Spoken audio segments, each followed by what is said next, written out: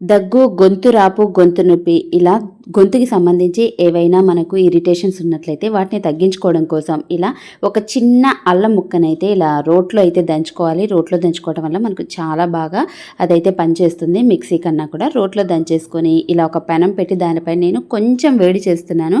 అంటే కాస్త గోరువెచ్చగా ఉండేలాగా కాస్త గోరువెచ్చగా వేడి చేసిన తర్వాత 1 స్పూన్ అల్లం రసంకి 1 స్పూన్ తేనెని కలిపేసుకొని మొత్తం అంతా కూడా బాగా మిక్స్ చేసేసుకొని సిరప్ లాగా రోజు 3 పూటలా తీసుకున్నట్లయితే 3 రోజుల్లోనే మనకు దగ్గు, అలాగే గొంతు నొప్పి, గొంతులో మంట వీటినన్నిటిని కూడా చాలా బాగా తగ్గిస్తుంది. ఇది పిల్లలకి, పెద్దలకి ఎవరికైనా సరే యూజ్ చేయొచ్చు.